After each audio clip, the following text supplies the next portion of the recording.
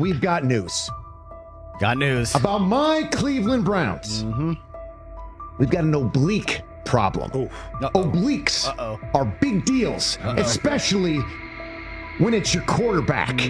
Now, he might be fourth on the depth chart, but he was number one in the preseason game last week, and he did a great job. 138 yards, 2 touchdowns. Shedeur Sanders has an oblique injury.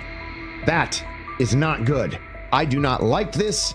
I hate this because I want to see more reps for Shedeur Sanders. Shedeur Sanders, a projected breakout this season, has been sidelined unexpectedly. The Browns coaching staff confirmed an oblique injury significant enough to keep him out of all activity. No reps, no drills, no warm-ups. Concerns are rising about how this may affect his momentum and force adjustments to the team's plan. The focus now is his recovery timeline, the impact on his development, and the next steps for the quarterback depth chart. Browns rookie quarterback Shedeur Sanders injured his oblique during practice today, putting his status in doubt for Saturday's preseason game against the Eagles.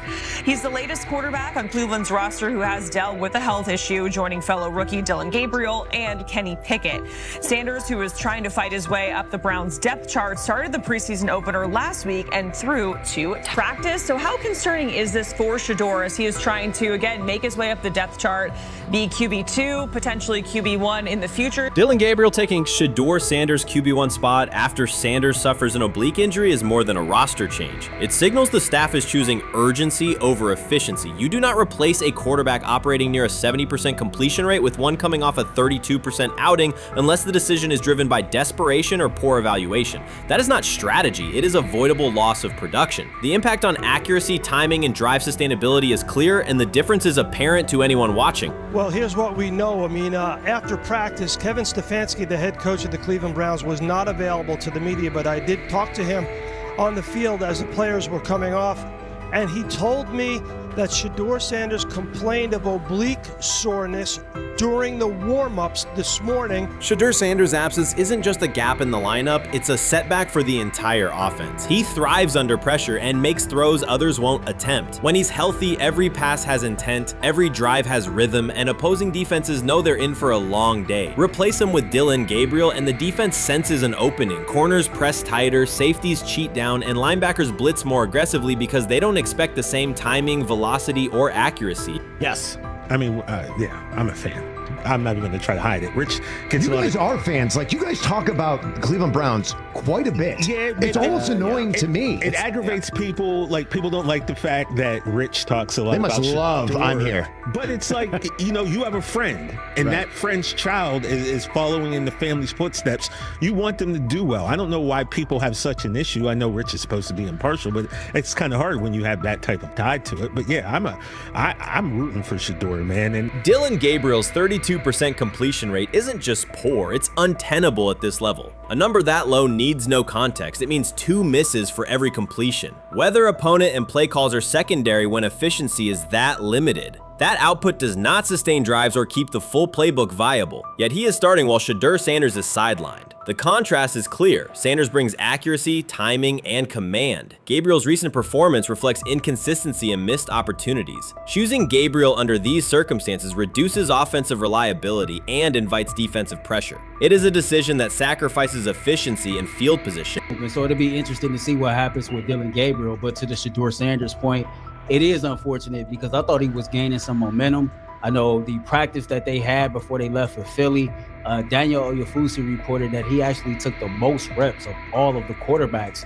And that was the first time that had happened. It was the first time that he had went ahead of Dillon Gabriel, practicing with the twos, etc. So, like, coming off that stout performance against the Carolina Panthers, he was gaining momentum. If this were a clean evaluation, there would be no debate. Shedeur Sanders is the clear choice. He's accurate, composed, and consistent with a track record of high-level production. Dillon Gabriel remains a question mark, and not the kind that stresses defense. He's the kind that makes coaches consider leaning on the run to limit risk and protect field position. The reality is that injuries create openings for players who haven't earned them. Gabriel has stepped into QB1 while Sanders is out, but that reflects circumstance, not superiority. We don't know the severity of this oblique injury and whether it will even keep him out of Saturday's game against the Eagles.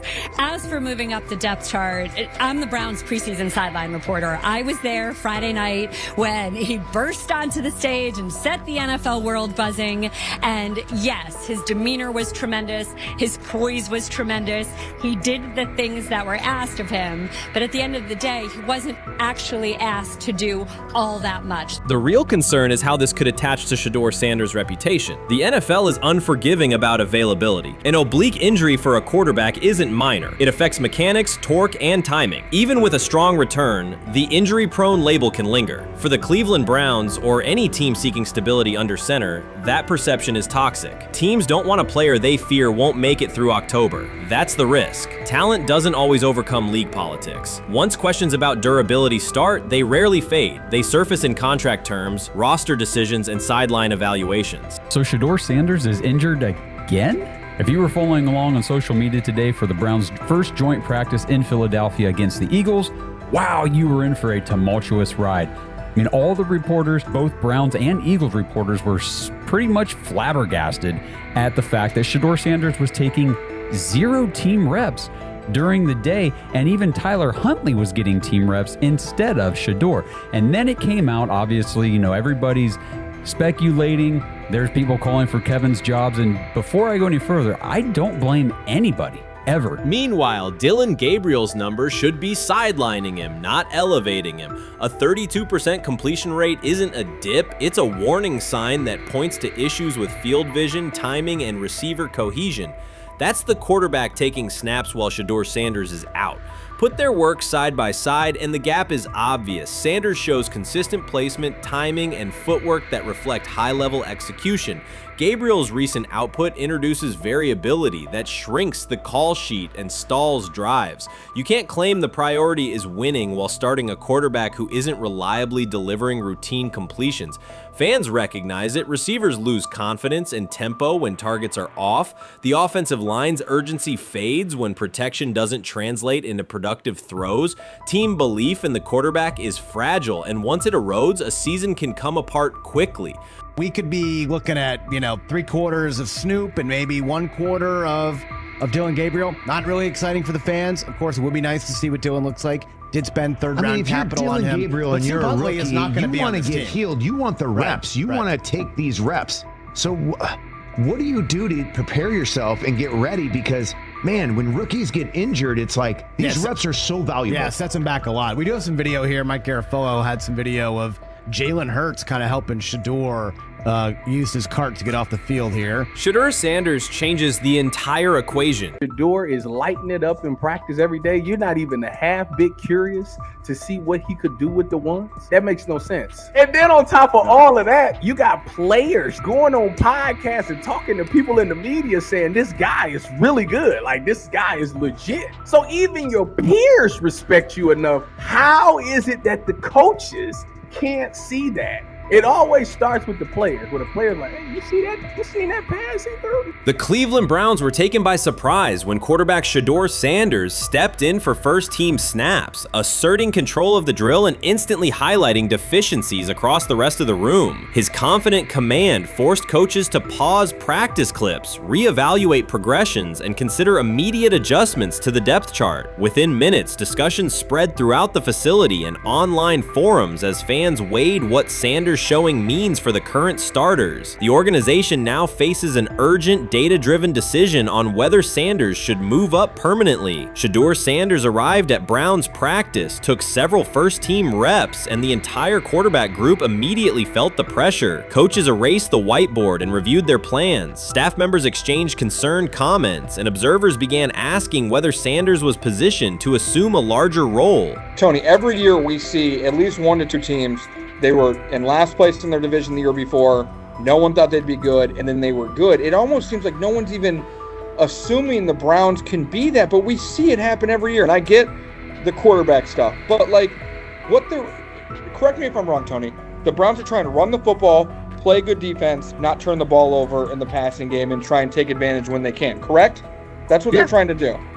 That was the 2020 offense. The Cleveland Browns are still searching for stability at quarterback. Deshaun Watson is yet to deliver consistent starter-level production that justifies his contract, and each game renews doubts about whether he can regain peak form. Behind him, rookie Dorian Thompson-Robinson shows promise but remains inexperienced and unpolished. Coaches are evaluating alternatives each week and may need to adjust the depth chart if progress stalls. The roster around them is built to contend now, so ongoing uncertainty under center is increasingly costly. As we talk about, we do believe in best player available. We do believe in positional value, and we didn't necessarily expect him to be available in the in the 5th round, and so we love adding competition to every position room and adding him to compete with the guys that are already in there. We felt like that was the appropriate thing to do. The Browns quarterback group is unsettled. Deshaun Watson has yet to provide the reliable, high-level play his contract demands, while rookie Dorian Thompson-Robinson remains promising but unpolished. Depth behind them consists mostly of veterans whose experience lies more in holding clipboards than leading offenses. The coaching staff needs an immediate answer, not a 3-year development project. Shedeur Sanders enters as that potential solution. At Colorado, he passed for more than 3,200 yards despite working behind one of college football's poorest offensive lines, consistently demonstrating poise, quick processing, and accurate ball placement under heavy pressure. Film shows steady reads and disciplined footwork, traits that offset concerns that his profile is built on family name or media attention. Cleveland viewed the signing as a low-risk, high-reward move. Early in camp, Sanders received a handful of first-team snaps intended merely as an evaluation. Those plays quickly changed practice tempo. The ball came out on time, receivers hit their landmarks, and the defense struggled to adjust. Coaches immediately expanded the review using phrases such as evaluate every option, an indication that the depth chart was no longer fixed. Watson sensed the scrutiny. Thompson-Robinson increased his urgency. Within minutes, competition in the quarterback room intensified. Sanders repeated that performance in subsequent sessions. His footwork remained clean, progression sharp, and throws firm and precise. Each strong rep forced staff to reassess the plan to keep him buried on the developmental track. The broader context magnifies the pressure. Cleveland's roster is built to contend now. Fans are weary of quarterback turnover, and the front office cannot afford another costly misstep under center. Around the league, rookie passers rarely wait multiple seasons anymore. Joe Burrow, Justin Herbert, CJ Stroud, and even late pick Brock Purdy established that precedent. If Watson opens the regular season and struggles, public calls for Sanders will grow, especially if the rookie flashes in preseason. Alternatively, another team could attempt to acquire him if Cleveland hesitates to elevate his role. Each scenario underscores the same reality. Sanders' emergence has turned a routine camp evaluation into a critical decision point for the franchise.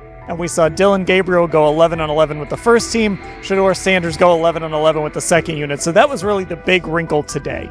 Yes, and of course, it was the first time that we have seen Shedeur Sanders get any of those coveted 11-on-11 reps. Of course, again, it wasn't with the first team offense or against the first team defense, but it's progress. And that means that he's going in the right direction, that the arrow is pointing up. He's coming up the learning curve. So that's good for him. And I actually thought just overall, he had a better day than Dillon had today. He completed more passes. He was more on point. In fact, in that 11-on-11 period, he threw a near touchdown. Desperation can push franchises toward aggressive decisions, especially when their quarterback options appear unconvincing or outdated. One scenario now emerging is that Sanders earns enough confidence to take full preseason reps with the starters, forcing Cleveland to revisit a depth chart it believed was settled at the beginning of July. His practices demonstrate that the excitement around him is grounded in measurable performance. Accurate, high-velocity passes against first-team defenses, and confident command of the huddle. Each strong outing also heightens league-wide interest. Rival scouts adjust evaluations, and general managers revisit their notes, aware that a viable young quarterback may soon become available. Inside the facility, the personnel staff must balance short-term results with long-term roster planning, knowing that an early move could reshape salary cap allocations and locker room dynamics. The pressure on Watson and Thompson-Robinson escalates accordingly. Both must produce visible progress to maintain their current roles. Cleveland's recent history shows how quickly promising quarterback situations can devolve into controversy. The franchise has turned potential breakthroughs into organizational turmoil before, so observers remain cautious about how this competition will unfold. I'm about to unleash about Shedeur Sanders. I just watched what happened to Shedeur Sanders in the Cleveland Browns' third and final preseason game. And I'm outraged I'm sickened and I'm saddened by the way Shedeur continues to be treated in the National Football League.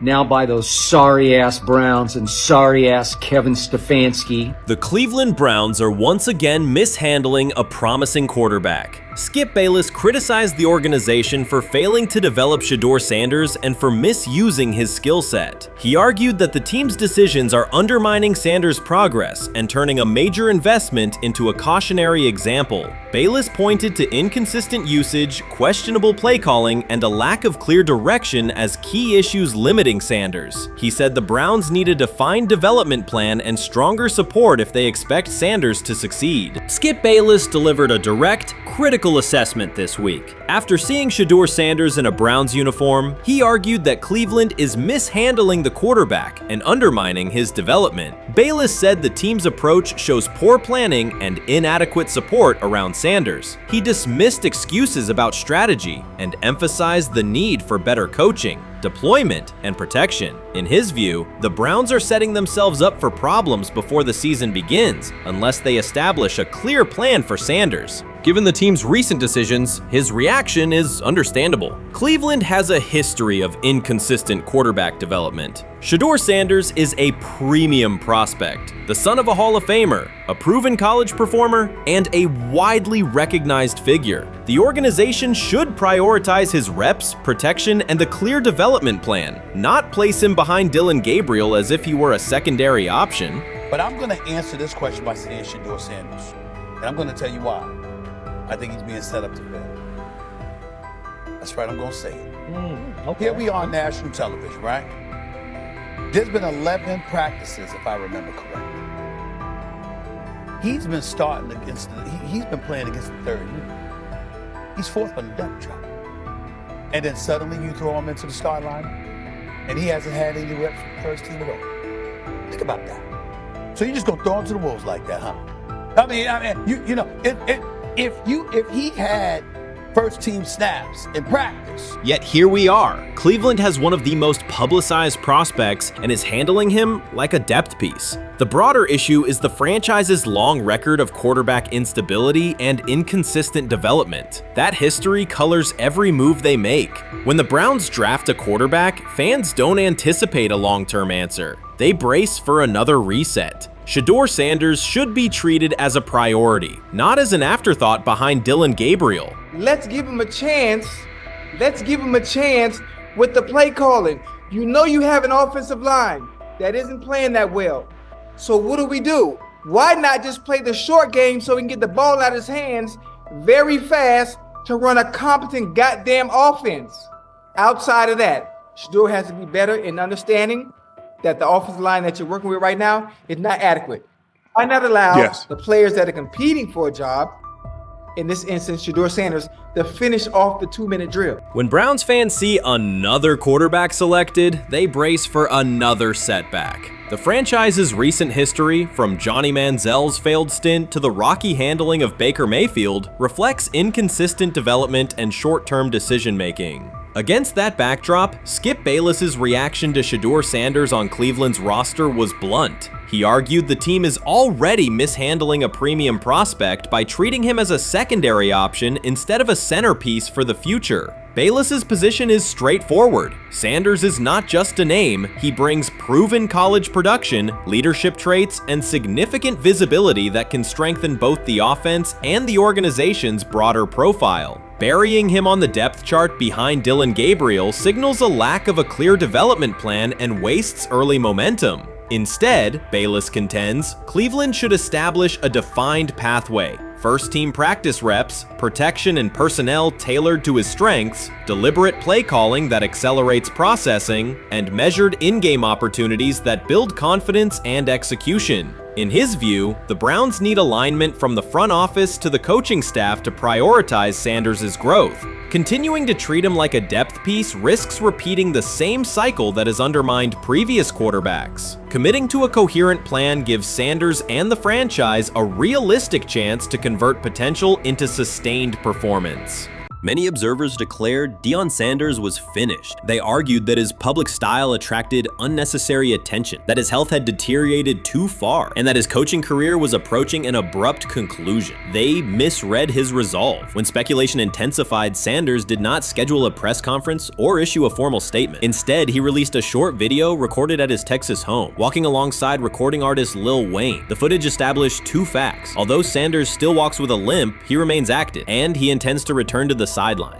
Reports from USA Today and ESPN confirm that Sanders had temporarily left Colorado to recover from a significant, undisclosed medical condition. He lost 14 pounds and missed several summer practices, leading to widespread debate about his future. Unofficial sources suggested complications related to previous blood clot issues, but no official diagnosis was provided. Throughout Sanders' absence, numerous media outlets framed his situation in crisis language, frequently questioning whether he would coach again. By comparison, when coaches such as Lincoln Riley paused their duties for health or family reasons, coverage emphasized understanding and patience, an imbalance that reflects a common difference in how high-profile black coaches are treated. Sanders' silence was not a retreat, it was a period of recovery. During rehabilitation, he relied on family, faith, and trusted colleagues, yet stayed connected to his program through brief online updates. The video with Lil Wayne demonstrated that he retained strong support from influential friends, countering narratives that portrayed him as isolated or on the verge of retirement. The visual evidence showed that his setback is temporary, and that he remains determined to lead Colorado into the forthcoming season. Since accepting the Colorado position, Sanders has dramatically elevated the program's national standing. He first drew national attention to Jackson State and the broader HBCU football landscape, then moved to Boulder and transformed a one-win team into a central storyline in college athletics. His approach, combining hip-hop culture, direct communication, and open expressions of faith, has challenged conventional expectations for head coach behavior. Each step forward has been met with heightened scrutiny. His time at Jackson State was labeled a publicity stunt, his departure for Colorado was framed as abandoning HBCU culture, and his social media presence has been cast as distraction from traditional coaching responsibility. Critics often magnify Sanders' missteps and question his motives, while comparable actions by other coaches receive neutral or sympathetic coverage. Showings of enthusiasm from Brett Favre and disciplinary intensity from Nick Saban are celebrated as competitive passion, yet Sanders' displays of confidence are frequently labeled arrogance. The discrepancy illustrates deeper biases rather than differences in performance. Sanders' success challenges entrenched expectations of how a college football leader should look, speak, and act, especially a black coach who refuses to downplay his identity. During his convalescence, Sanders maintained close communication with his staff and athletes, reinforcing the standards he had established: discipline, accountability, and belief. The program's daily messaging continued to emphasize preparation and resilience, signaling that Sanders' influence persists even when he is away from campus. Athletes echoed his mantras during workouts, confirming that his leadership extends beyond physical presence. Sanders acknowledges the seriousness of his medical challenge, but has refused to let it define him. He has publicly discussed leaning on scripture and prayer, explaining that his purpose as a mentor, father, and coach extends beyond personal adversity. In that context, the video of him walking in the Texas sun was less a strategic media effort than a straightforward demonstration of continued commitment to his team and mission. Colorado still requires Sanders' vision. Prior to his arrival, attendance was low, national media attention was minimal, and recruiting momentum had stalled. Sanders' leadership brought renewed energy, authentic identity, and higher standards of accountability. Players who previously lacked representation in college football leadership found a coach who shares, affirms, and elevates their cultural background. Sanders supplements conventional coaching priorities, scheme, fundamentals, and execution with empowerment initiatives that cultivate self-confidence and authenticity. As preseason camp approaches, Sanders intends to resume full involvement, even if medical recovery remains ongoing. His presence is expected to restore on-site leadership, stabilize the locker room, and direct media coverage toward on-field progress. For Sanders, the objective extends beyond compiling wins. It includes completing a cultural transformation that expands how success and leadership are defined in modern college football. Those who predict his decline overlook the underlying traits, faith, perseverance, and purpose that have supported Sanders throughout his career. Doubts, rumors, and disproportionate scrutiny have followed him from playing days into coaching, and he has consistently responded with results. His current health setback is another obstacle, not a conclusion. The broader initiative he leads, centered on authenticity, opportunity, and high standards, continues. When Sanders returns to the sideline, it will mark the next stage of a movement he has guided from Jackson State to Boulder. The recent period of quiet has been strategic rather than passive. Instead of defending himself in daily briefings, Sanders focused on rehabilitation, remote program oversight, and family support. Each brief social media message reinforced a consistent theme: faith and preparation. He has articulated gratitude for medical professionals and has reiterated that his mission at Colorado is unfinished. His public references to scripture have been direct but measured, aligning with his long-standing practice of integrating faith into leadership. By walking through his ranch with Lil Wayne, Sanders signaled continuity. The clip underscored that influential supporters remain engaged, that Sanders' broader network values his vision, and that he remains capable of navigating physical challenges. The visible limp was not evidence of imminent retirement. Rather, it documented the reality of ongoing recovery and the resilience with which he approaches each obstacle. Colorado's athletic administration and football staff continue to affirm Sanders' program direction. Recruitment communications cite his established record in fostering cultural relevance and national exposure. Prospective athletes respond to a coach who presents a transparent path to development, both on and off the field. Current players refer to Sanders' coaching points with clarity, citing specific drills and expectations that remain unchanged during his absence. These indicators demonstrate that the core structures Sanders implemented are functioning, and that his return will be an amplification, not a restart. Criticism regarding Sanders' public persona often conflates media style with coaching substance. Analysis from opponents suggests that social media engagement dilutes football preparation, yet Sanders' staffs emphasize time management and delegation. Defensive and offensive coordinators handle in-game adjustments, while Sanders directs overall culture, recruitment, and leadership. He has articulated that visibility serves to amplify program accomplishments and enhance player opportunities, not replace strategic football planning. Some commentary has attempted to reframe Sanders' health issue as evidence that his coaching model is unsustainable. The argument ignores the documented health challenges faced by numerous coaches across levels of competition. For example, college coaches recovering from heart procedures or joint replacements have returned to successful seasons after appropriate medical clearance. Sanders' case follows a comparable trajectory. Medical complications require temporary separation, structured rehabilitation is prioritized, and a managed return is planned. Institutional medical protocols at Colorado dictate clearance requirements. Sanders will meet those before resuming full sideline duties. Colorado's players have expressed public confidence in Sanders' eventual return, citing regular virtual check-ins and continued accountability. Several athletes noted that positional meetings included recorded messages from Sanders reinforcing tactical goals and personal discipline. These details confirm that Sanders has remained actively engaged, albeit remotely, and that team culture remains aligned with his principles. Looking ahead, Colorado's schedule will attract national attention, both for on-field competitiveness and the storyline of Sanders' comeback. Analysts will evaluate how quickly he reestablishes day-to-day rhythm and whether his physical limitations influence practice oversight. Internal planning accommodates gradual escalation of responsibilities, with medical staff and strength and conditioning personnel contributing to phase reintegration.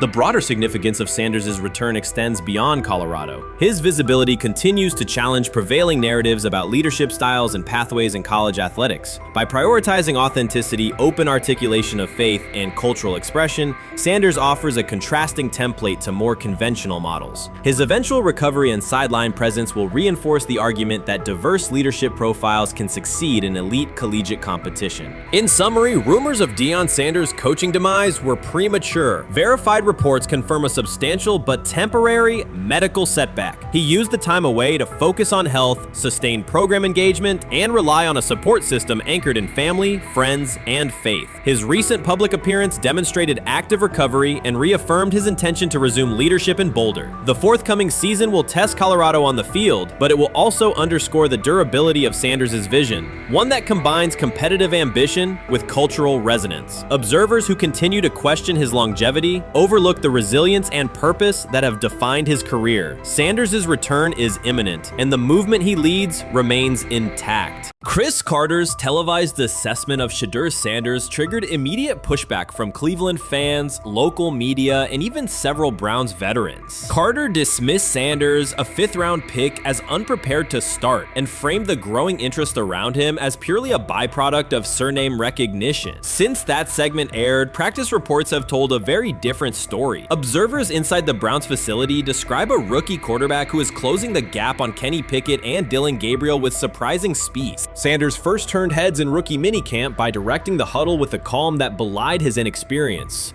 Position coaches reported that he rarely repeated mental errors during installation periods, a trait they rank highly when grading young quarterbacks. In organized team activities, he showed consistent timing on intermediate routes, kept turnover numbers low in 7-on-7 periods, and demonstrated early command of Kevin Stefanski's protection calls. That steady execution earned him a handful of first-team snaps, reps that would ordinarily have belonged to Pickett by default. By mandatory minicamp, the rotation had shifted again. Practice notes from beat reporters detail the rise in Sanders' workload each day. Red zone series against the starting defense, 2-minute drills, and full field scrimmage possessions in which he checked out of called plays when fronts dictated it. Mary Kay Cabot, initially skeptical Sanders would challenge for game day snaps in 2025, wrote after consecutive sessions in mid-June that his footwork, release speed, and pocket management had, quote, meaningfully tightened since rookie camp. Her tone marked a clear departure from early spring projections that labeled Sanders a long-term developmental project. The broader quarterback context in Cleveland magnifies that progress. Deshaun Watson's availability and form remain uncertain after 2 injury-interrupted seasons, while Pickett's transition from Pittsburgh has been uneven. Dillon Gabriel's arm strength is evident, but coaches continue to stress hesitation in his full-field reads. Against that backdrop, Sanders' quick decision-making and mechanical efficiency have begun to look less like a pleasant surprise and more like the roster's most reliable short-term plan. Inside the locker room, acceptance has followed performance. Wide receivers cite Sanders' ball placement on outbreaking routes, noting that the ball routinely arrives on the upfield shoulder, a small but essential detail that allows for yards after the catch. Offensive linemen appreciate his pocket awareness. Joel Bitonio remarked privately that Sanders slides up instead of bailing when edge pressure flashes. Defensive backs say his eye discipline forces them to hold coverage longer than they expected against a rookie. Such cross-positional respect develops only when day-to-day tape shows tangible improvement. The reaction to Carter's critique highlights a recurring double standard applied to young black quarterbacks. Traits celebrated as swagger or confidence in other players were labeled arrogance when associated with Sanders, yet the quarterback himself has not responded publicly. There have been no subtle social media jabs, no mention of critics in interviews, only repeated references to competing for every rep and learning from veterans. That measured approach, combined with hard evidence from practice, has softened earlier doubts among coaches who prioritize demeanor as much as arm talent.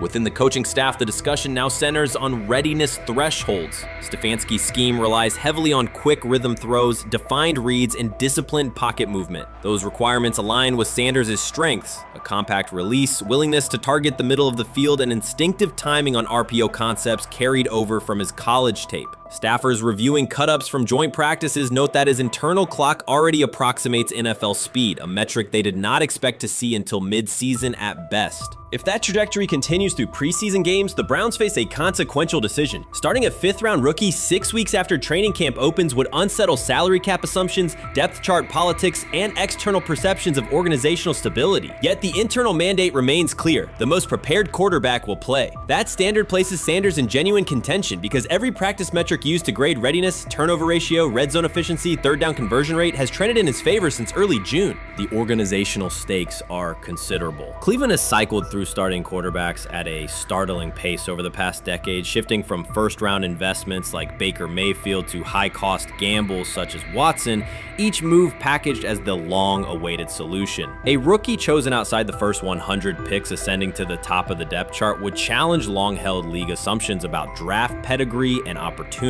It would also validate the evaluation philosophy that prioritized Sanders' intangibles: processing speed, leadership presence, over conventional arm strength thresholds that pushed him down the draft board. Carter's televised remarks now sit awkwardly alongside daily updates from Berea. His critique relied on pre-draft labels and the presumption that a late-round passer with a famous father would need a redshirt year. Practice film contradicts that stance. Sanders checks protections at the line, manipulates safeties with shoulder fakes, and has reduced turnover-worthy throws in full-speed sessions to single digits. Statistics normally cited for veteran backups, not rookies. The longer that evidence accumulates, the more Carter's comments appear rooted in legacy bias rather than objective performance review. None of this guarantees Sanders will open the season under center. Preseason defenses test quarterbacks in ways practice cannot. Defensive coordinators will disguise pressure and boundary rotation to force late decisions. Sanders must show he can adjust protections and exploit mismatches without the benefit of a controlled environment. Yet within the Browns facility, the conversation has shifted from if he will be ready to when. Quiet confidence from Amari Cooper and other veterans suggests they believe Sanders can steady an offense searching for consistency more than highlight reel heroics. Sanders' rise also affects long-term roster calculus. If he earns the job and performs competently, Cleveland gains starter-level production on a cost-controlled rookie contract, freeing cap space allocated to other positions. That scenario could reshape roster-building strategy in a division featuring Joe Burrow and Lamar Jackson, quarterbacks whose contracts consume significant percentages of team payroll. A capable, low-cost starter would allow the Browns to reinforce their offensive line and secondary while retaining core veterans, a competitive advantage few teams enjoy. For now, the focal point remains daily improvement. Sanders continues to arrive before sunrise, reviewing the previous day's install with the quarterback coach, then staying after practice to throw on-air routes with receivers low on the depth chart. Coaches track those habits closely because consistent routine underpins performance when adversity strikes in live games. Each incremental gain strengthens the argument that readiness depends on preparation and aptitude, not draft slot. Carter's segment reminded the league how quickly assessments can become outdated when they lean on perception over evidence. Sanders' steady climb up the depth chart underscores the counterpoint. In the NFL, tape is the final arbiter. Should Sanders translate practice efficiency to preseason success, the Browns may discover that the solution to their long-standing quarterback riddle arrived quietly in the 5th round, carrying little more than confidence and a willingness to work. I view things as I got time. I got time to be able to grow and mature, and be able to understand the ins and outs of the defenses and be able to get the good insight from the vets in the room. So I look at it as, a plus. And whenever, it's time for me to play. Shedeur Sanders rolled into Browns camp and instantly made the whole practice feel like a recess pickup game. NFL vets suddenly looked like they'd forgotten the playbook and were just trying to keep up. With that being said, I see some balls come out of Shedeur Sanders at that camp, and I'm like, kind of looks like a guy. Yeah, I'm ready. He can sling it. Ready to. I see him, some of the veterans, how they talk to him, mic'd up, see what he's doing in the community. Yep. Talking about Njoku there? Njoku, Mike Knapp. Yeah, once you see, different little interactions and things like that, I know he has the talent. We'll see. It'll be a competition that usually brings the best out of guys, especially young guys. So I'm interested to see how that quarterback situation. Right after Shedeur Sanders tightened his cleats and the Browns settled in for what they figured was a routine camp day, the whole vibe tilted sideways. No blazing comet, no UFO touching down at midfield, just a swagger-charged quarterback striding in like he'd crashed the wrong league and thought, yeah, I'll stick around and run this show. The Browns had no clue what storm was rolling in. You'd expect an NFL team to do a quick scout, maybe pull up a highlight reel or two, but nope. They greeted Shedeur with a shrug, only to watch him seize the field on snap 1 and run the whole operation like a seasoned pro. First and foremost, he's been the best quarterback in camp. Now look, Joe Flacco ain't had many opportunities. There was a whole day I saw he didn't throw the ball at all. Here's my theory on the situation. They already know who's starting in the number 2 is. They already know. Joe Flacco and Shedeur Sanders is already locked up. You're missing the boat, people. You're missing the boat. Your boy, Kenny Pickett and Dillon Gabriel, oh, they're fighting. Shedeur didn't merely clock in, he hijacked the session. One moment he's loosening his arm, the next he's roasting veteran QBs like faded names on busted draft boards. Defensive coordinators everywhere had the same gut punch reaction. Uh-oh. His pocket poise? Straight disrespectful. His timing? Psychic. And every pass left his hand like it was laser guided to its mark. While Shedeur Sanders was slicing up routes, the Browns secondary looked less like an NFL backfield and more like a gag gaggle of dads sprinting through a Saturday fun run. Big on enthusiasm, short on closing speed. Coaches fought the urge to slam the emergency horn. Players traded wide-eyed, "Are we serious?" stares, and someone even double-checked that a hidden camera crew wasn't about to pop out of the tunnel. But nope, this was pure Shedeur, half cold-blooded surgeon, half highlight factory. He wasn't dropping a casual "I'm here," he was crafting a masterclass. From the first rep, the tempo changed. Shedeur Sanders accepted the snap with steady footwork, diagnosed the Browns' single high shell, and delivered a tight window seam route that forced the free safety to recover late. Throughout the period, he manipulated leverage with quick shoulder fakes, moved through full field progressions, and released on time from a balanced base, consistently putting the ball on his receiver's upfield shoulder. Cleveland's coverage struggled on multiple fronts. Safeties hesitated between deep half responsibilities and underneath support, creating voids at 15 to 20 yards. Cornerbacks and off-man were caught in trail position when Sanders used rhythm throws on three-step drops, while those who tried press technique had their inside hand neutralized by his receiver's outside releases. Linebackers widened to match shallow crossers, leaving the middle hook unguarded for pivot routes and option digs. One corner attempted a line of scrimmage jam. Sanders immediately adjusted the route to a back shoulder fade, releasing the ball before the break and rendering the press ineffective. Over the session, he showcased pocket discipline, reclimbing to maintain throwing lanes rather than drifting, and finished with a series of anticipatory throws against cover 2 cloud, fitting vertical outs between the flat and deep half defenders. Sanders' combination of rapid post-snap processing, precise ball placement, and pocket efficiency exposed coverage mismatches at every level and highlighted communication gaps in the Browns secondary. By mid-session, the Browns defensive staff clearly recognized their calls were outmatched. Every adjustment, a roll to cover 6, a simulated pressure, a late rotate to 2 high, was neutralized once Shedeur Sanders confirmed the post-snap picture. Routes that had taken weeks to script were beaten by timing and location. Comeback set at 12 yards broke open before the corner's transition. Slot seam outs dotted the void between the flat and deep half defender, and boundary receivers beat press with quick hand techniques, receiving the ball before the trail man could recover. Sanders' command was methodical. He used cadence to freeze plug blitzes, re-ID'd the mic when linebackers sugared the A-gaps, and maintained a firm base so he could reset and fire without resetting his feet. His receivers benefited from that rhythm. Top of the stem, eyes back, ball delivered on their upfield shoulder, allowing immediate transition to YAC. The Browns front tried a late stunt to compress the pocket. Sanders climbed 2 steps, re-spotted the shallow crosser, and delivered in stride, turning a potential sack into a 20-yard gain. What stood out most was how little ramp-up Sanders needed. From his first series, he processed full field concepts at tempo, cycling through progression reads without hitching. The poise under interior pressure, consistency in ball placement, and ability to manipulate zone defenders left the Browns' coordinated disguise packages ineffective and forced them into static coverage by the end of the period.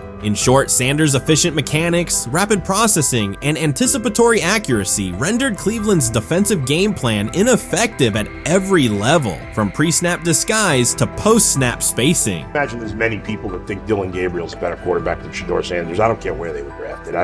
If the Browns are the one team that thinks that, then I'm going to suspect it's not true. They don't know what. Listen, I've been on every quarterback evaluation for 30 years. Right. I never root against anybody. Yeah. But I'd be surprised if Dillon Gabriel's ever a legitimate starting quarterback for the Cleveland Browns. I'd be surprised. I just don't think. Well, then it is a wasted pick because you took him in the top 100. Yeah, but potentially. Yeah. May get away with it because of Shedeur. An edge rusher chirped at Shedeur Sanders between snaps, hoping to shake his rhythm. On the very next play, Sanders answered with a 30-yard laser, a deep dig from the boundary side that split the single high safety and the trailing corner. He hit the top of a 5-step drop, kept a firm base, and delivered on time to the receiver's outside shoulder, turning what should have been a routine rep into a sudden change explosive. From that moment on, every coverage wrinkle the Browns tried, rotating from cover 3 to quarter half, flashing a Tampa 2 shell, mugging both A-gaps, was met with a precise counter. When corners pressed, Sanders adjusted the route to a back shoulder fade. When safeties widened, he checked to a glance post. When linebackers bailed, he found the running back on a delayed option out of the backfield. Even late simulated pressures couldn't move him off his spot. He simply climbed, reset his feet, and fired. As Cleveland's defenders rotated through checks, Sanders manipulated them with cadence and eye discipline. He froze weak side safeties plays long enough to create intermediate windows, then feathered the ball into those lanes before help could arrive. When the Browns finally dropped 7 and matched every route, Sanders tucked the ball and converted 2 separate 3rd and 6 situations on the ground, reminding everyone that his mobility is as calculated as his arm. By the end of the session, the defensive coordinator's call sheet looked obsolete. Sanders had neutralized blitz looks, exposed spacing issues in zone, and forced the unit into static base coverage just to survive the period. It wasn't a camp drill anymore. It was a clinic on timing, processing speed, and controlled aggression, delivered snap after snap by a quarterback who never needed a warm-up lap to own the field. They never planned on taking him. The problem is, like Ocho Cinco said, you got somebody that has endeared himself to the locker room. And guess what? The difference between him and Tim Tebow, the biggest one, is he can play. He can throw the ball. Tim Tebow running around being an H-back, he can throw the ball. And he's done everything he needs to do. He ain't saying nothing. He ain't rocking the boat. He ain't mad about the reps. He ain't mad about none of that. All the people out there want to see is this, like Tyler said earlier. We want to see what he can do with Jerry Jeudy. That's it. I want to see what he can do with David Njoku. I want to see him with Junkins. I want to see him with the first running backs. If you are cooking, if you are beating down the doors with the 3s and 4s, guess what? You deserve more. From the first team period on, Cleveland's secondary looked a step slow. A deep third safety hesitated on a post-snap rotation, leaving Shedeur Sanders free to climb the pocket and fire a 22-yard out that arrived before the defender could plant and drive. The supporting cast around him, players fighting for roster spots, not Pro Bowl invites, benefited from his command. Sanders used tempo to control the defensive front, altered protections at the line, and located throwing lanes so quickly that one receiver didn't register the catch until he crossed the goal line. As the Browns tried new personnel groups, coverage busts multiplied. Starters slipped out for hamstring stretches while rookies rotated in, only to find the ball arriving on their blind side before they'd completed a midpoint squeeze. On a later 3rd and long, Cleveland finally closed the interior rush lanes, compressing the pocket with 3 defenders. Sanders pivoted through the traffic, stepped into a narrow escape window, and, without resetting his shoulders, whipped a no-look pass to the boundary curl for a fresh set of downs. The throw turned a potential sack into an explosive play and left the coaching staff scrambling for answers. The people who are fascinated by Shedeur for whatever reason, whether it's his play, I guess, last year was kind of fun. If you're just like a guy who grew up like loving Deion Sanders and passed that love on down to your kids, I can see why you're like that. The one thing I will give them is you're looking at this quarterback room. If you're a fan of Shedeur and say, why can't he go beat Dillon Gabriel or Joe Flacco or Kenny Pickett?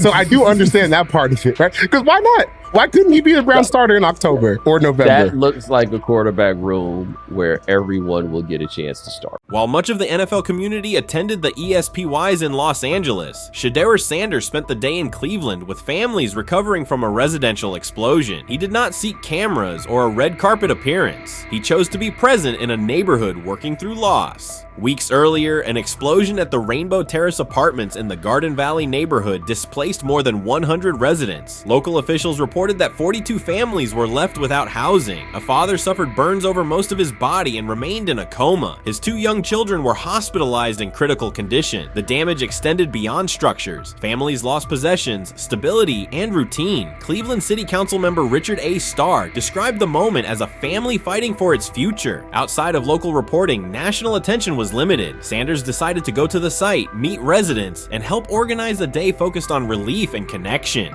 The decision drew questions almost immediately. Some asked why he was not at the ESPYs, others questioned his motives. Sanders did not respond with counter-arguments. He explained simply that he felt an obligation to be present and that he would act on that conviction. This was not a team-scheduled appearance. He promoted the gathering himself, arrived without ceremony, and spent the day with residents. His approach emphasized listening, participation, and time. The event, which he called the Garden Valley Fun Fest, brought a large turnout over several hours. The purpose was straightforward: create space for families to reconnect and for children to play, even as recovery work continued. Sanders threw passes with kids on the blacktop, joined in games, and spoke with parents and grandparents about what they were facing next. He moved through the apartment complex and common areas with minimal staff support. Browns defensive lineman Michael Hall Jr. attended and interacted with residents as well. There were no speeches or stage staged moments. The focus remained on residents and their needs. Questions about visibility persisted as photos and short clips circulated online. Some criticism framed the visit as a substitute for a higher profile appearance in Los Angeles. Sanders kept to the same message. The priority was to support a neighborhood coping with displacement and uncertainty. He did not present the choice as a protest of any event. He presented it as the correct use of his day.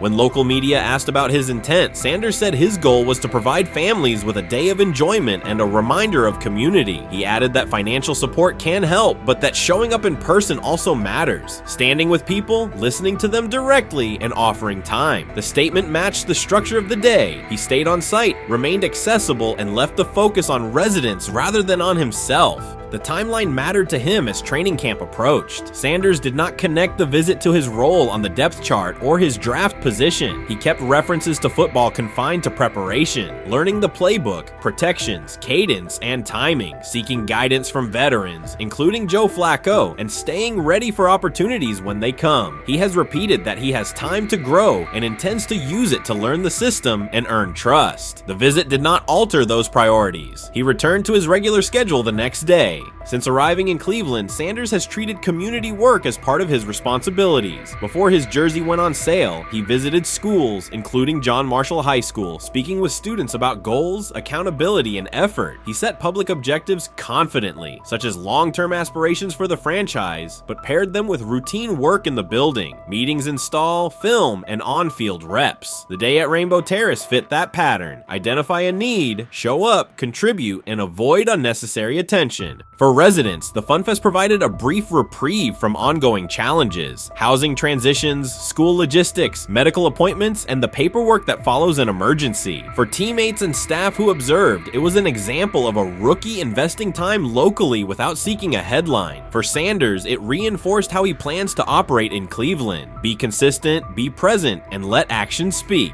The setting at Rainbow Terrace underscored the scale of recovery ahead. Families described the first weeks after the explosion: nights in temporary housing, efforts to replace clothing and essentials, coordination with agencies and community groups. Sanders moved from group to group, speaking with parents about their immediate needs, greeting elders who came to watch the activities, and encouraging kids who wanted to throw a football, run races, or take a photo. He kept the schedule flexible so residents could arrive and leave as they were able. Community partners and volunteers handled tables for supplies, simple games, and refreshments. There were no sponsor banners or organizational pitches. Residents organized as they usually do, checking on neighbors, guiding children, and sharing updates. Sanders' role was clear: participate, make time, and listen. The presence of a recognizable player brought energy, but the purpose remained practical: create a normal afternoon in a place that had not felt normal since the blast. Online reaction covered the full range of opinion. Some posts praised the decision and the event's tone. Others questioned why a rookie would skip a high visibility awards show. Sanders did not try to manage that conversation. He maintained the same explanation. He chose to spend the day where he believed he could be useful, and then he returned to his football schedule. The approach was consistent with how he addresses other topics: answer directly and move on to the next task. The same measured approach appears in his preparation for camp. Sanders has not asked for public guarantees about reps. He has focused on install recall, cadence, and protection IDs, route timing, and situational work. He has sought input from veterans, thanked teammates who have provided guidance, and spent time with receivers and linemen to align on communication.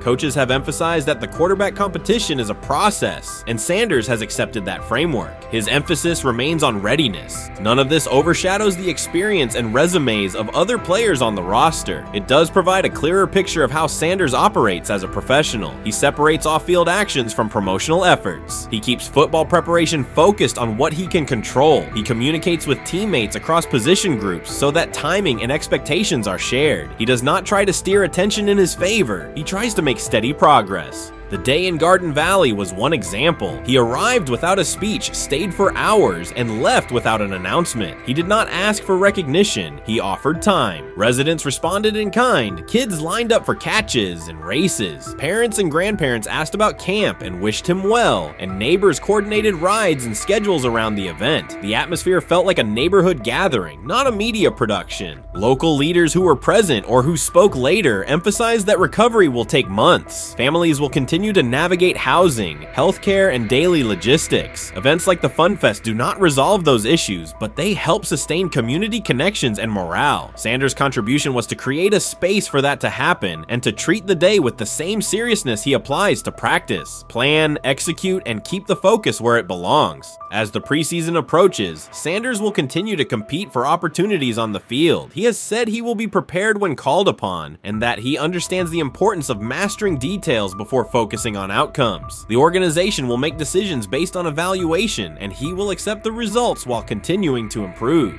The off-field choices will remain consistent, identify needs in the city where he lives, and contribute in direct, practical ways. The core elements are simple. A neighborhood suffered a significant loss. Residents faced immediate and ongoing challenges. A rookie quarterback chose to spend a day there, without a press conference, without a schedule of talking points, and participate in a community-led event designed to give families a break and remind children that play still has a place. He provided presence, not a headline. He listened more than he spoke. He returned to work the next day. In a league and media environment that often prioritize visibility, Sanders made a different choice. He kept attention on people, not optics. He placed value on time spent in person rather than on appearances. He continued to build trust in the locker room and in the city through steady conduct rather than declarations. That approach, measured, direct, and consistent, will shape how he is viewed in Cleveland as much as any public statement could. The outcome of his football career will be decided on the field by installations learned, reads made, throws delivered, and games played. The outcome of his role in the community will be measured by smaller, quieter moments. Afternoons like the Fun Fest, school visits, and unannounced stops where listening matters more than being seen. For Cleveland residents at Rainbow Terrace, the takeaway from that day was straightforward. Someone who represents their team showed up, stayed, and participated without fanfare. For Sanders, it was the same. Do the work in front of you, whether that is a practice period or a neighborhood event, and keep the focus on the people who are affected most. Grab hold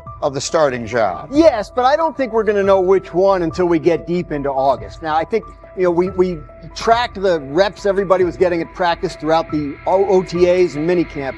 But when you talk to people there, they just want to make sure everybody got what they needed. And that, Kenny Pickett, we find out if he has the goods to be the starter. Joe Flacco, they back him off a little bit. He's 40. He may not need as much. The rookies, Shedeur, Sanders, and Dillon Gabriel, what do they need to learn to make the transition from the college game to the pro game? That's what the spring was about for the Browns quarterbacks. Now, Shedeur Sanders has moved from social media celebrity to on-field standout, and ESPN now lists him among its first-team candidates. Reactions are split. Some fans are impressed while others are skeptical. Whether this reflects Deion Sanders' long-term strategy or simply Shedeur's rapid development, the story is drawing widespread attention. Here's a look at what led to this moment. They never planned on taking him. The problem is, like Ocho Cinco said, you got somebody that has endeared himself to the locker room. And guess what? The difference between him and Tim Tebow, the biggest one, is he can play. He can throw the ball. Tim Tebow running around being an H-back. He can throw the ball. And he's done everything he needs to do. He ain't saying nothing. He ain't rocking the boat. He ain't mad about the reps. He ain't mad about none of that. All the people out there want to see is this, like Tyvis said earlier. We want to see what he can do with Jerry Jeudy. Online reactions are sharply divided. Some fans strongly support Sanders, while others argue he is overrated. Traditional analysts cite statistics and claim his recognition comes mainly from his father's name. Sanders supporters are actively celebrating his rise and already predicting a future NFL career. Sports media outlets have made his candidacy a central topic of debate. The discussion now extends beyond statistics and victories to include his marketability, public image, and on-field presence. Sorry, is Shedeur Sanders going to get a chance to win this job? Do you believe he gets a legit shot to win this job? Listen, I think first of all, the action's going to really start in training camp. Like, forget all the OTA stuff. You don't win a job in OTA. The real action starts in training camp. And just like Shedeur said, during the mini camp, when it's time to take your reps, you got to make the most of it. Because I think early on, there's going to be a lot. Remember, Joe Flacco didn't hardly practice in OTAs and mini camps because they were giving the young guys. Right. So when he gets his opportunity, he's going to have to make the most of it. Analysts are closely reviewing game footage to evaluate Sanders' decisions and mechanics, while others examine his social media activity to see how he balances content creation with quarterback duty. Shedeur Sanders' placement on ESPN's early first-team list has taken over the college football conversation. Supporters circulate his highlights and argue that his on-field production and leadership justify the honor. Skeptics claim the recognition relies too heavily on his family name and question whether his resume is strong enough for first-team status. Analysts are rewatching game footage to assess his reads, accuracy, and pocket presence, while others examine how he balances a high-profile social media presence with quarterback responsibilities. The debate has pushed other storylines, such as conference realignment and NIL issues, into the background, leaving fans and commentators focused on Sanders' performance, marketability, and overall impact on the sport. I'll keep saying it. I believe Shedeur Sanders should play more games than any other quarterback on this roster this year, because he's the only guy that I look at and say they might have something here. Because I'm telling you right now, they left night one of the draft saying we are taking our quarterback next year. So it's on Shedeur or Dillon or Kenny, probably not Joe, to change their mind. To change their mind. But you got to find out. You gotta find out. Opinions differ on whether Sanders is benefiting from his family name or simply showing real progress, but the attention is undeniable. Social media is flooded with edited images elevating him to legendary status. Critics argue the first-team nod is driven by hype and marketability, while supporters point to his flashes of strong arm talent, field vision, and decision-making. Regardless of motive, the announcement has dominated the football news cycle and intensified debate over how much of his rise is performance-based versus media-driven. Highlight reels rarely show Sanders' turnovers, late-game mistakes, or inconsistent stretches. Being named to a first-team watch list suggests sustained dominance, something Sanders has displayed only in flashes. His selection appears driven as much by brand recognition and media appeal as by performance. ESPN's decision has intensified debate. Data-driven critics post statistics that question his resume, while passionate supporters predict awards and future NFL success. Commentators recall a time when first-team consideration required years of proven excellence. Yet many fans already see the announcement as confirmation that Sanders is on track for major college football honors. Shedeur Sanders has earned first-team reps when training camp commences later in July. I'm not saying like he's the first guy up when you do 11 on 11s day 1, 2, 3, 4, 5 at training camp. I'm not necessarily saying that, but he's the one quarterback that we didn't get a chance to see take reps with the ones. But I think Shedeur has a chance to like make this conversation interesting if he gets those reps with the ones and he has the same success that he did with the 2s, the 3s, and the 4s. I have confidence he can show you something, but I got to see it. We all got to see it before we can actually judge that. Some believe Deion Sanders is already preparing for an award ceremony, while others are furious, threatening to protest ESPN's credibility over Shedeur's first-team mention. Critics argue that honoring Sanders without a full season of elite play undermines college football standards. Supporters insist his performance and profile justify the recognition. The debate reflects a broader clash between traditional merit-based evaluation and modern brand-driven visibility. In today's landscape, first-team consideration is no longer only about statistics. It also involves marketability and audience engagement. Whether welcomed or rejected, Sanders commands attention and embodies the sport's shift toward both performance and personal brand. When he led college football in completion percentage and he threw almost 40 touchdowns for over 4,000 yards, how tall was he? Because they make it seem like he shrunk all of a sudden, RC. Oh, how lively was his arm? Because all I know is somebody did that. Somebody threw for over 4,000 yards, somebody threw for almost 40 touchdowns, and somebody led college football in completion percentage. Now, I'm trying to figure out, what I try to figure out all the time, Mel, is how a guy that hadn't played football in almost 5 months. Shannon Sharpe has publicly defended Shedeur Sanders and criticized those questioning him. Sanders has earned higher recognition and some fans are responding negatively. Although there's debate about whether he belongs on a second-team list, Sharpe maintains that Sanders' career is clearly ascending. Reactions on social media are mixed. Some users are angry, others are surprised, and a few say they anticipated this result. The conversation remains active. When reports confirmed that Shedeur Sanders had been elevated from second team to near top-tier status, Shannon Sharpe issued an emphatic response. He delivered a detailed rebuttal to critics, underscoring why Sanders deserved the promotion and directly challenging those who doubted the decision. I don't think that he was underprepared during these meetings. I don't believe any of these stories that he showed up arrogant and that he was bombing his interviews. I mean, you watch the film, he's on time, he's on point. You watch his interviews, he answers like a 10-year NFL veteran. Like, he's clearly dominating OTAs. It's every single day there's a new report of how well he's doing for the Browns in OTAs. And I mean, you can say what you want, it's just OTAs. Okay, if that's your new narrative, then he's doing exactly what he needs to be doing. He's on point, he's on time, he's getting the respect of his teammates, and he's making plays. So we're gonna see years down the line, something's gonna come out that I don't know what exactly it was, but something will come out. Critics have been waiting for an opportunity to dismiss Sanders. They labeled him overrated, accused him of benefiting from nepotism, and claimed his profile came only from his last name and polished image. Within their own echo chamber, they cited every game in which he fell short of huge passing numbers as validation of their doubts. Since Sanders has begun receiving formal recognition, criticism has escalated. A wave of self-appointed analysts is dissecting his throwing mechanics and team role, and many online commentators now argue that his promotion reflects deeper problems within the sport. Shannon Sharpe rejected each criticism directed at Shedeur Sanders. During the broadcast, he turned a routine segment into a detailed examination, acting as presenter, interrogator, and fact-checker. Sharpe walked viewers through game film, season statistics, and scouting reports to show why Sanders merited his recent promotion. Whenever a panelist claimed Sanders had not earned the role, Sharpe countered with completion percentages, efficiency ratings under pressure, and documented late-game drives that changed outcomes. He stressed that the backlash was driven less by on-field evidence and more by reluctance to revise earlier opinions. Sharpe argued that critics were upset not because Sanders lacked qualifications, but because his progress contradicted their initial narrative. By the end of the discussion, Sharpe had moved past simple defense and reframed Sanders as a clear example of performance-based advancement, demonstrating that early predictions can be wrong. Never heard of no Dillon Gabriel or Tyler Shock. What the hell is that? So how is Shedeur Sanders going behind them? I'll tell you how. Collusion. 4 different times they passed on him. How the hell does that happen? 4 rounds. It doesn't happen to a quarterback. We've never seen anything like this before.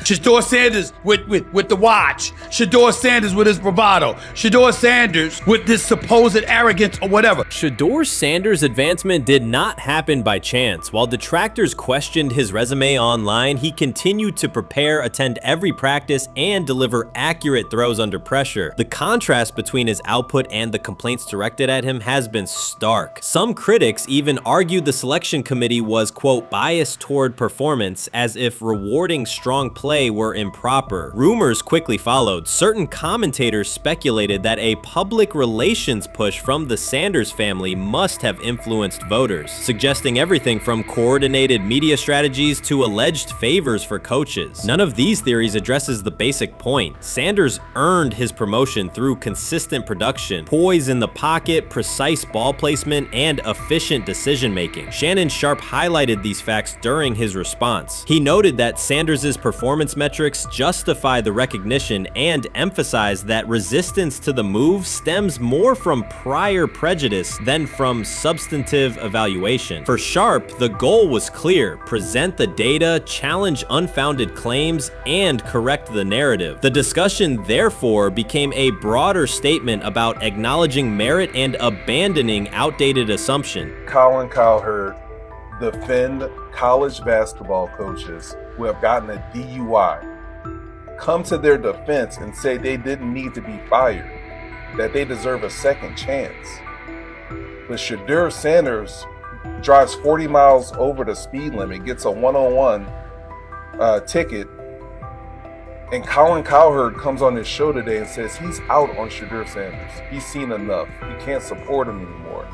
He can't be in the Shedeur Sanders camp because of this speeding ticket. Shannon Sharpe addressed commentators who portray constant doubt as expertise. Those who discount strong performances with "we'll see" but declare bust after a single mistake. He noted their belief that progress only counts if an athlete visibly struggles. Sharpe's response was methodical rather than emotional. He presented evidence, cited statistics, and calmly refuted each claim. Following his remarks, several critics began revising or deleting earlier posts, recasting themselves as longtime supporters of Shedeur Sanders despite having questioned him for months. Sharpe insists on accountability, naming specific individuals and dates while requesting public acknowledgement of prior errors. He argues that analysts cannot spend months undermining a player's potential and then quietly adopt a supportive stance once the athlete succeeds. These are serious, big-time, top-of-the-line playmakers that they have. If you can go 45-42 in the fourth quarter because your quarterback set the school record with 510 yards passing.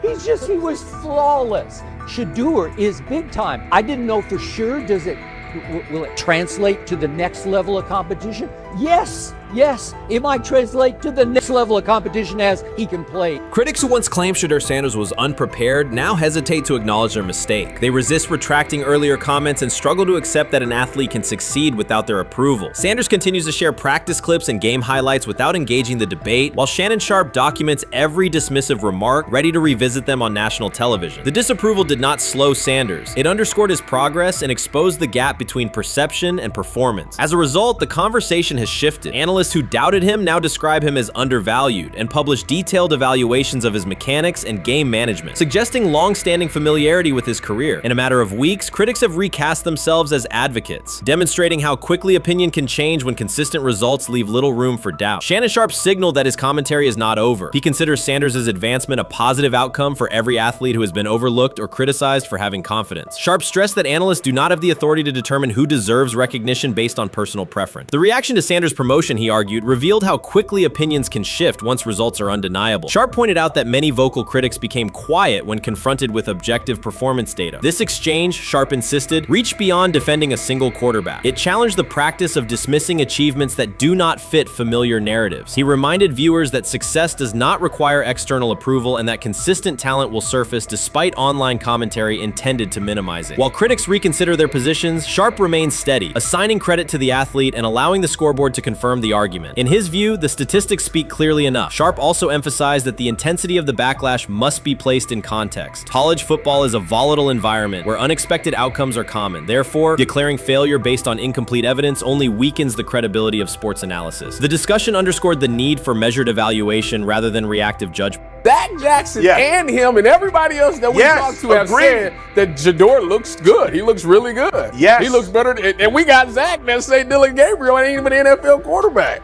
It's true. So how is it that this man can't get a rep with the ones, but that non-NFL quarterback can? We all what agree with sense that. does that make? Some observers now claim that recognizing Shedeur Sanders' strong performance undermines football's traditional standards, even though they previously argued he received coverage only because of his father. Faced with Sanders' current statistics, those critics are searching for explanations that fit their earlier narrative. The data have always been clear. Their earlier objections ignored that fact. Shannon Sharpe is openly highlighting this reversal, comparing past negative remarks with Sanders' recent 400-yard games to demonstrate the gap between criticism and evidence. Sharpe did not force these commentators to backtrack. He simply displayed their earlier claims alongside Sanders' results, allowing the contrast to speak for itself.